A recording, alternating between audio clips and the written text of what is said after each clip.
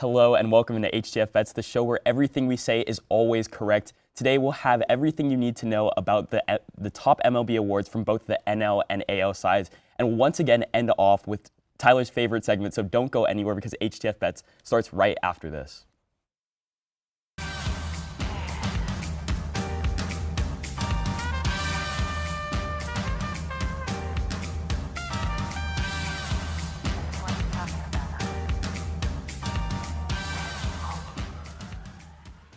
And we are back. Before we get into our MLB preseason award predictions, I have Diego Ortiz to my left, Tyler Brownwig to my right. How are you guys doing? I'm hoping you guys are doing well. I think we have an exciting show on hand for the viewers. Yeah, I'm very excited to talk about this. The MLB season's getting closer, so happy to talk about it again. 100%. Tyler? I say this every year where I want to really get into baseball this year. Will this be the year? Maybe. Possibly if the Twins are really good, which probably won't be. Yeah, so maybe we'll look forward to next year then. We also have Augie sitting over there at the stool. One of our favorite guests, Augie the Go, one of the guys who's most tapped into baseball. Augie, how are you doing? First of all, I appreciate that again. But yeah, I'm definitely tapped into some baseball, and I'm ready to talk about some NL players who could potentially have a big season. So we'll start with the biggest pitching award in all of Major League Baseball. Diego, you have your Cy Young pick. Who is it for that now? Yeah, so my pick for the American League Cy Young Award is going to be Tarek Skubal. Right now, the odds-on favorite sitting at plus 400. Tarek Skubal had a great 2024. He had 18-4 record in 31 starts, had a 0.92 WHIP, 2.39 ERA as well. I mean, he was absolutely just flat-out dominant for most of the year. He was a big reason for the Tigers' success. Obviously, a lot of success that they haven't seen in a long time. He hasn't really showed any signs of slowing down either. He's made 3 starts in spring training so far, a 2.16 ERA. I mean, he's just really a great pitcher. He has that four-seam fastball that gets up into the mid to upper 90s as well. I mean, he just has great stuff. I think he's going to have a really good 2025 this year. Yeah, I mean, one of the pitchers with one of the deepest pitch arsenals in all of Major League Baseball. Obviously, the reigning NL Cy Young Award winner. So one of the better pitchers in all of Major League Baseball. Just obviously, the Tigers haven't had a lot of success, you mentioned, in such a long period of time. And Tarek Skubal is one of the reasons why they had that success last year, making it to the playoffs.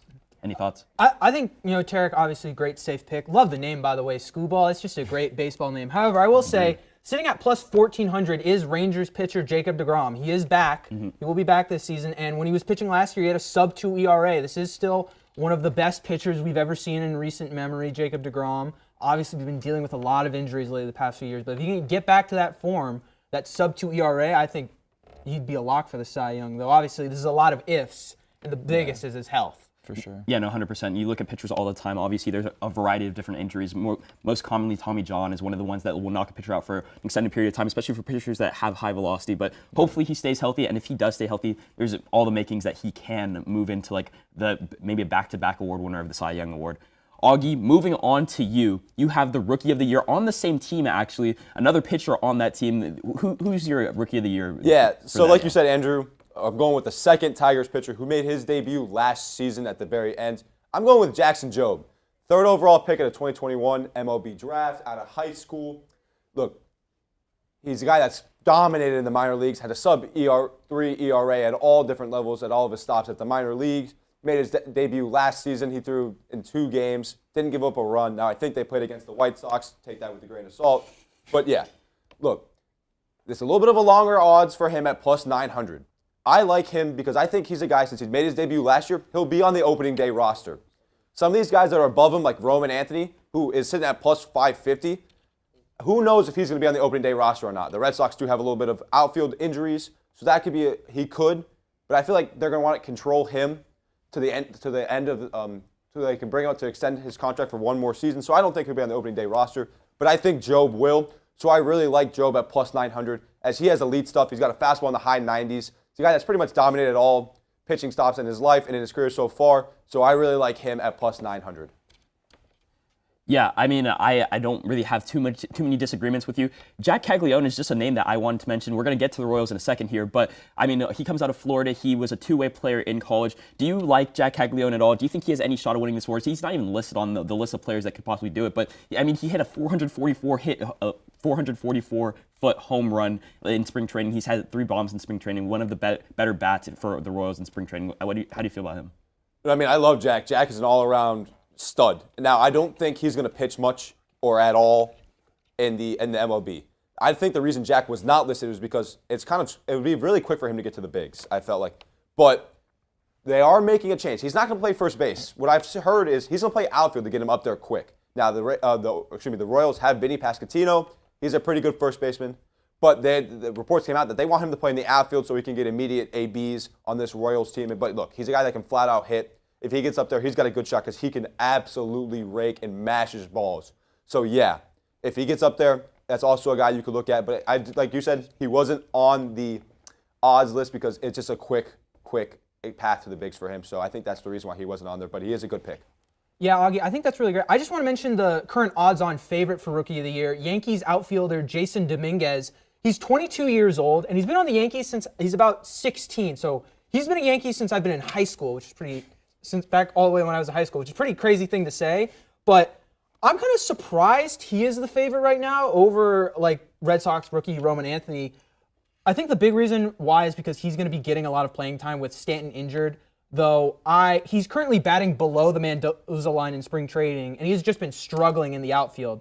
So I will say I'm just surprised that he, of all people, is the favorite. Yeah, no, I mean, I have no gripes there either. I think that it's interesting to think that he's the favorite. Augie, I saw you laughing over there. Do you have any thoughts on that or no? The alien hasn't been that good in his last 2 seasons. He's hitting 200.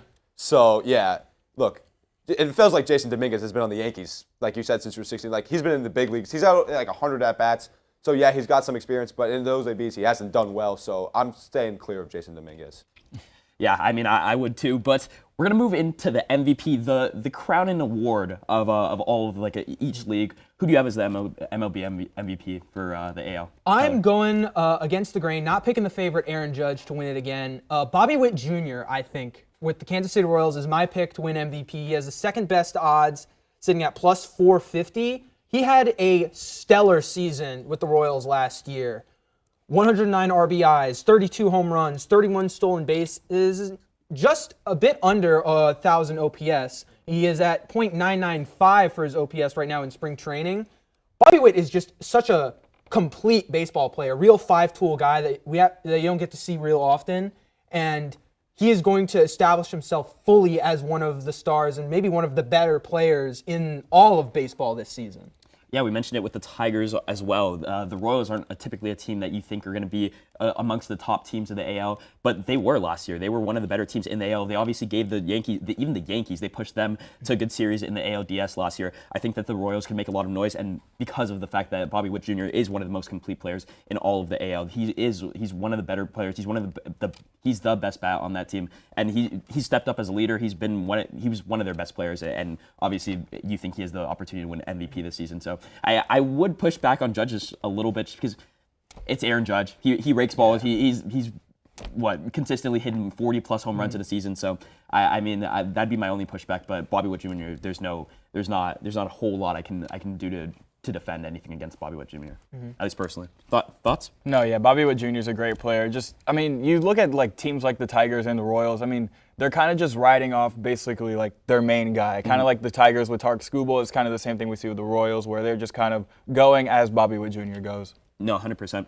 And then for my pick, I have the reliever of the year, which I think is going to be Emmanuel Clase this year, sitting at plus 300. He's the odds-on favorite for a variety of different reasons. I mean, he's just been one of the best pitchers in the MLB since he's gotten there. He's had a sub-1 ERA in multiple different seasons, including last season where he had a .61 ERA in 74 appearances. He had 47 saves, which is one of the most in all of the AL. He pitched 74 innings. He had 66 strikeouts. There's just a variety of different stats you can list out for Emmanuel Clase. He was one of the reasons why he was the Guardians closer last year, and if you're the closer for one of the best teams in all of the MLB, then that's saying something. I think that there's no reason why that Emmanuel Clase doesn't have a great shot of winning this. Obviously, he's the odds-on favorite, so I'm not making any crazy. We're not going out there and being outlandish with any of the picks. But I mean, and Clase's just been a guy where you kind of have heard about him for an extended period of time now. Obviously, he's had multiple seasons with a sub-1 ERA, so how do you not hear about him? But yeah. Any thoughts on the Clase pick? No, yeah, Emmanuel Clase is one of the best relievers in some recent memory in the MLB. There's other guys that can win this award too. Devin Williams is he's on the Yankees now this year. Maybe he has a big season. He could emerge as one of the top candidates to win the award as well. Obviously, guys like Josh Hader, too, have been really special. Obviously, his time in Milwaukee, then in Houston. So we'll see. I think it's going to be interesting, but I'm excited. Any thoughts, Augie, on the reliever of the year pick, Emmanuel Clase? I mean, I like to pick with Clase. There's a reason he's the favorite. The only thing that scares me about him is he did have a really rough patch in this playoffs where I think he gave up more homers in the playoffs than he did all season. So that's the only thing that worries me with Clase. But look, this guy's been simply elite for years, so there's no reason not to pick Clase. Yeah. I'm realizing this now. We all picked AL Central players. We did. Yeah. We did. The AL Central is sweeping the awards according to HTF bets. They had, So what, that might 3 come teams back in to the the- playoff last year? Yeah. So, yeah, there's a reason. I mean, that's all the time we have for the AL and the AL Central, apparently. We're going to move on to the NL version of this exact same segment right after this.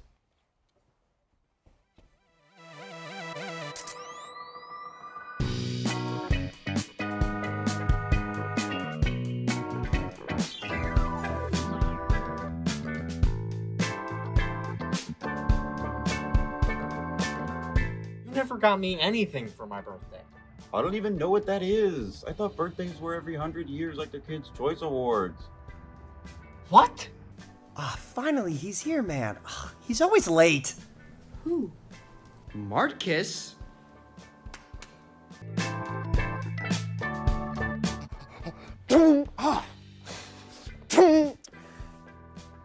You good? I'd give them one of these, one of these.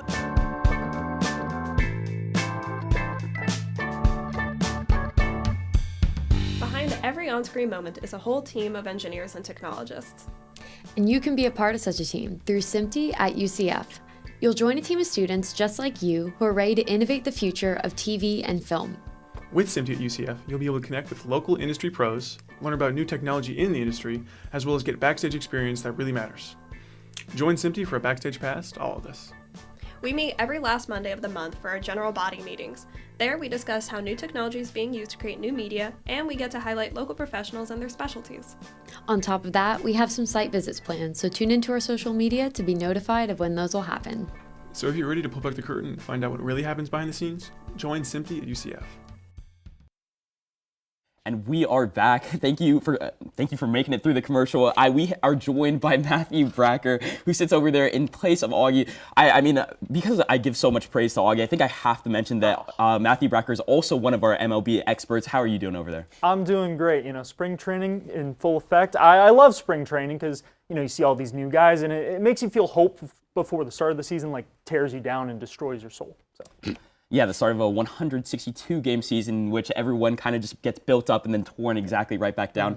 But we're going to start with our MVP pick. Tyler's going to start us off. Known Dodger lover, Tyler is going to start us off with a shocker to everyone who's going to be predicting the MVP award race this season. Yeah, it's a big shocker because the inevitable will continue to happen with the Dodgers. Shohei Ohtani is my pick to win MVP again this year. Last year he had one of the greatest seasons we've ever seen, invented the 50-50 club.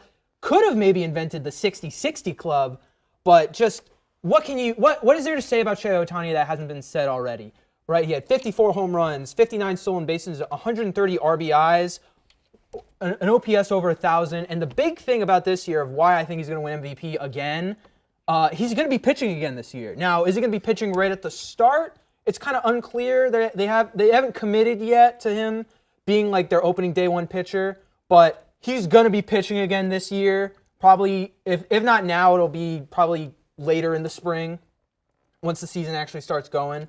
But Shohei Ohtani is just the best player in baseball, period. One of the best players of all time.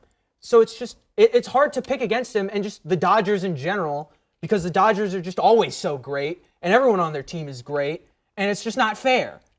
You mentioned that. I think the Dodgers is always such an interesting point in all of baseball because of the fact that they have so much money and they play all these players so much money, and the fact that they don't have to rush him back to pitch because he is one of the better pitchers in all of MLB, but they have guys like Blake Snell, former Cy Young Award winner. They have guys like Yoshinobu Yamamoto. They have guys like Tyler Glass now. They have Roki Sasaki, who we'll get to in a second.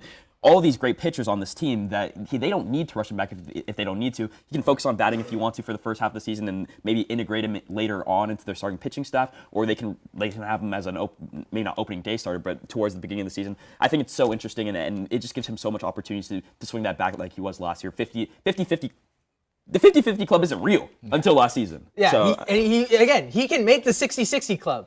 He can actually do it. He was very close last season. for anyone who's wondering, the 50-50 club is home runs and stolen bases, and it just didn't exist before Shohei Ohtani, and he broke a record that had stood for an extended period of time. Any thoughts on Shohei Ohtani, Diego? No, he's by far and away the best player in the MLB. But I mean, you look at this award, right, where all these candidates. I mean, obviously Ohtani's probably the runaway favorite for sure. But Juan Soto, Fernando Tatis, Bryce Harper, Mookie Betts, Kyle Tucker. These are all there's so many elite players in the National League that could win this award. So I think it's going to be interesting to see how the season shapes up. Because if Ohtani, say, God forbid, he gets hurt, who knows? Who knows who wins that award at this point? Yeah, barring injury, I feel like there's a lot of guys in that you mentioned a lot of them that can kind of fit into that MVP award race. The only thing is what Tyler was mentioning earlier. I just think it's so crazy the fact that he was the best batter in all of MLB last year, and he's a starter on the mound. He doesn't come out and he's not a reliever. He literally starts multiple games. He goes 5+ innings. He has some of the nasty stuff in the MLB. I don't know how, if he stays healthy, you cannot give it to him. Matthew, any thoughts on Shohei Ohtani? I mean, he is just the greatest in the league. There's nothing to say because everything that could be said has been said. He's just the best. He's the best. So then moving on, who do you have also on the Dodgers team? I looked and looked and looked for anyone else I could pick for Rookie of the Year. Dylan Cruz, Jordan Lawler, Andrew Painter, but I'm sorry to say all roads lead back to Roki Sasaki coming over from Japan. I don't like glazing prospects this early in their career, but this is already one of the top 10 pitchers in the MLB. All right, he played with the Chiba Lot Marines, and he made his debut in 2021, multiple All-Star appearances, and he pitched a perfect game in 2022 where he recorded 19 strikeouts. 19. He has a career 2.1 ERA with 505 strikeouts. I mean, he's just amazing. Now, they finally let him pursue a career in the MLB, and of course he joins the Dodgers, because why not? The stuff that this guy has is insane. What I like is the fastball. He's always pushing 100, casually throws a 99 like it's nothing. His sinker is the best pitch in baseball. No question. The movement on it and the drop speed, it's just, no one can hit it. Now, his off-speed pitches, they're a little, questionable. Sometimes he doesn't control the zone all that well. But, so far what we're seeing out of spring training is pretty special. And yeah, dare I say he's going to be the Rookie of the Year? I don't know. I think so. Was that funny? I thought it was, and I also am hearing some of those stats for the first time. You said 19 strikeouts in a singular game. Mm-hmm. Perfect game. That doesn't happen. That doesn't exist. That stat is fake. I'm calling it right now. It's fake, but apparently it isn't. He's touched 99, 100 even without any. The Dodgers, man. It's insane to me how the Dodgers have monopolized. They have monopolized the Japanese baseball market. The pipeline is just, it's so real. Everyone on the Japanese national baseball team will eventually be a Los Angeles Dodger at this point. And they're all topping out at 100. They're all just the best baseball players you've ever seen, and it's insane to me. The Angels could have done this. You think maybe? When they had Shohei, they could have maybe done this. The Angels were never going to. They were always going to sell that opportunity. But moving on, the Cy Young, obviously the crowning award of all these pitchers that we're talking about here. Who do you have, and who's your Cy Young award pick? Yeah, so for my pick, it's going to be for the National League, Paul Skeens. Right now, also the odds-on favorite. Sorry, plus 300 right now. Look, Paul Skeens could emerge this year as one of the top pitchers in the MLB. He throws high 90s, low 100 mile per hour pitches. When he debuted last year, it just immediately, he was just a complete, just positive impact on the Pirates. Made them so much better. I think, now he's going to have a full year, there's just, the sky's the limit for Paul Skeens. I mean, again, we talked about this last segment, but a lot of these pitchers with high velocity, they obviously can't, avoid surgery. But until then, Paul Skeens is going to be one of the best pitchers in the MLB. I think he's going to have a huge 2025. I think we could start seeing him, peak right now. Mm-hmm. So he's going to be my pick for sure. I think he's a runaway favorite. Yeah, I mean, you mentioned he got called up last year as a rookie, and then he goes against the Cubs in only his second outing. He goes 6 innings, no earned runs, no hits allowed. He is one of the better pitchers in all the MLB. As a rookie, last season he was a rookie. It was just incredible to see. We talked about during Matthew's pick about guys who were topping out at 100 plus. Paul Skeens was throwing 100 like it was nothing, and they almost had to slow him down so that he wouldn't get injury last year. It was so crazy to see, and guys just weren't touching him. It was a lot of swing and miss stuff. He has a lot lot of different pitches that you can use. Matthew, I want to go back to you. Obviously, we talked about the Dodgers pitching depth. How do you feel about Paul Skeens? I mean, Paul Skeens, I love Paul Skeens. Like, watching him play last season was one of the highlights of the season. I think that, Paul just needs to start strong, start fast at the beginning of the year. Obviously, we didn't, see him at the beginning of the year last year, but a full season of peak Paul Skeens, I think no doubt, we're looking at a Cy Young contender for sure. I agree. My biggest thing with Paul Skeens was I think so impressive about him is he's easily throwing 100 miles, but he's doing it deep into games. Yep. Like he'll be in the 7th, 8th inning still throwing 100 miles an hour. It reminds me of Justin Verlander when he was on the Astros back in his peak prime time, but it was just he can throw deep into games, still not even losing any velocity. Yeah, no, it's actually absolutely insane to watch because of the fact that he can go into the 7th inning and still be topping out at 100. But moving on into the opposite, guys who will fill in for guys like Paul Skeens, I have my reliever of the year pick, who's going to be Ryan Walker. He sits at plus 1,100. He's on a Giants team that is a little bit depleted after losing guys like Blake Snell, who used to come in for regularly and not give up any earned runs forward. But he came in last year. It was his second season. He had a sub-2 ERA as a reliever. He went 76 games, had 10 saves, had a 10-4 record last year, had a .85 whip. So one of the better guys at just not letting people get on base. Didn't give up more than 5 hits in his final month of playing baseball. He was one of the best relievers in all of baseball, and I really liked him. I obviously went away from the grain a little bit with this. He's sitting at plus 1,100. You have guys like Edwin Diaz who are coming back from injury on the Mets.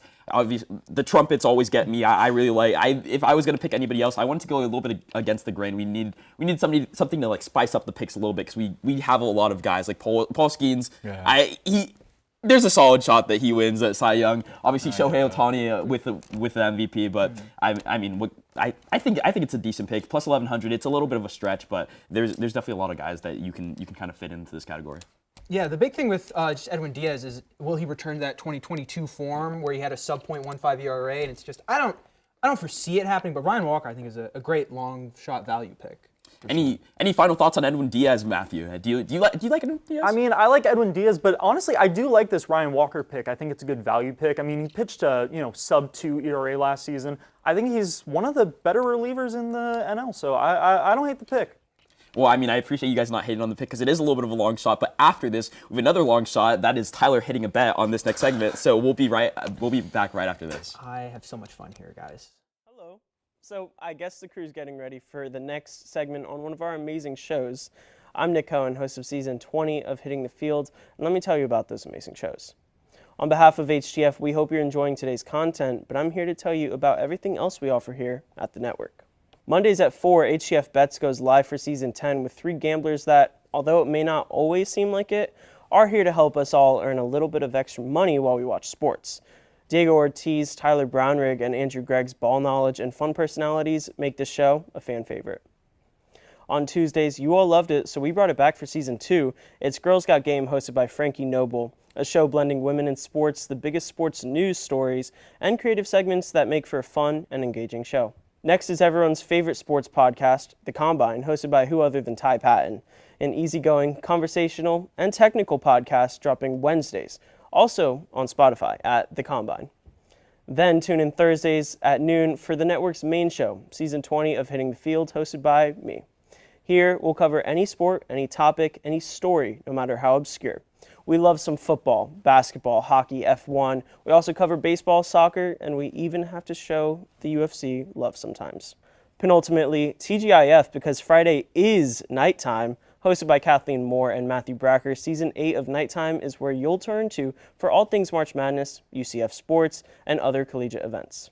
We're ending with something brand new. HTFN has never had 6 shows running at once. Also filmed in our new podcast studio is HTFC, hosted by Edgar Rodriguez and Patrick De Leon.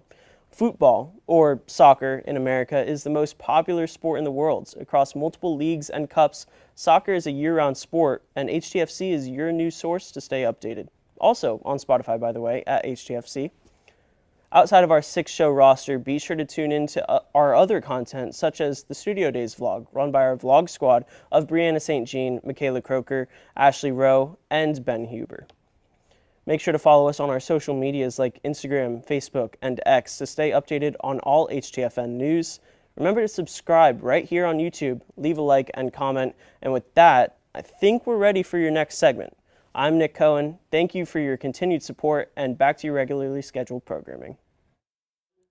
And we are back. Thank you again, Nick Cohen, and thank you, Tyler Brownrigg, for giving us more and more content every single week. Your record is now 0-6. 0-6. You know it. You don't have to ask. Oh, I just wanted to make sure I was on the same page as you. My record is 1-5, so again, not much better. Diego sits at 2-4, the best one. But I think it's funny. I'm just gonna mention this really quickly. You were 2-2, and then you were like, I'm on a heater. I don't think I'm gonna miss again. And then you haven't won since that. But hey, it's a tough business. Yeah, it's real tough. I'm in a bit of a drought right unforgiving. now. Yeah, I'm in a drought for sure. But you're looking to end that drought. Tell us what your pick is. Yeah, so for my pick for this week's Surefire Pick of the Week is going to be the Magic at Rockets game. I'm going to be looking at the Magic right now, plus 4.5. I think they cover that. Right now, that's at minus 110. And then the game for the over-under, I got over 213.5 points in total for that game. And then I also have the Magic to score over 114.5 points this game. Right now, sitting at plus 374. So a bit of a risky bet, but you know what? I like my odds. The Magic are coming off a big win against Milwaukee, a game that they almost blew, but they won in the last possession. Maybe, that win kind of helps them turn it up a little bit. I don't think so, but hopefully, Yeah, I mean, not much pushback from me. I'm going into my pick, which is in the Spurs versus the Spurs versus Mavericks game. I almost had an aneurysm trying to remember who the Mavericks are because of the fact that they've lost both of their best players, traded away. I could not name, I think, the Mavericks starting lineup right now. It's getting a little bit absurd, but I have the Spurs minus 6.5 as well as their money line and the under in that game, just because I don't think that they'll be able to do much either team. If the under sits at 223.5, do I think both teams are going to be able to get to 111 points combined? Not really. Both of these teams are absolutely terrible at this point. The Spurs are at the 13th seed in the West. The Mavericks are at the 10th seed in the West, and they're only tanking farther and farther. They both sit at a 3-7 record. The Spurs are at home, so give them a couple points. I think that if they do win, it won't be all that close. So the 6.5, and then I'm double dipping, kind of like how we did last week with the Lightning and then their spread type of pick. But I mean, I think obviously if the Spurs win, they're going to win by a couple more points, and I don't know. Neither of these teams, could I name both of these starting lineups? I could probably name the Spurs starting lineup. Mavericks a little bit tougher. Do I think that? I don't think I can name a player on the Mavericks right now who's starting. It's just it's bad right now. Yeah, it's really bad, which I mean is really funny. Hug a Mavs fan. Hug a Mavs fan if you see him. I don't think anybody has any real gripes with this one. Tyler, what's gonna be the losing pick this week? So for my pick, I'm going with the Lakers at Nets game. I'm taking the Lakers money line, which is sitting at minus 245. I know LeBron is out right now for about the next week and a half. It's looking like. But the Nets are terrible, though I am going with over on 217 for the total points at minus 110. Big reason why is these are two teams with defenses that aren't the best right now, especially with the Lakers losing LeBron, who's one of their better defenders at 40 years old. And Cam Thomas is another reason why I'm going on the over, because I'm taking the over on his points, which is sitting at 17.5, also minus 110. He averages about 24 a game. One of the best shot chuckers in the business right now, Cam Thomas. So, and I don't really think anyone is really going to be able to guard him too well in the Lakers right now, especially if it's especially with Luka out there. So it's just, I feel good-ish about this one. I'd say the scariest one for me right now is the over right now on the total points, sitting at 217. But Lakers are for sure winning this game, and Cam Thomas will shoot the ball and will score points. He averages 24, so this has got to be it, I think.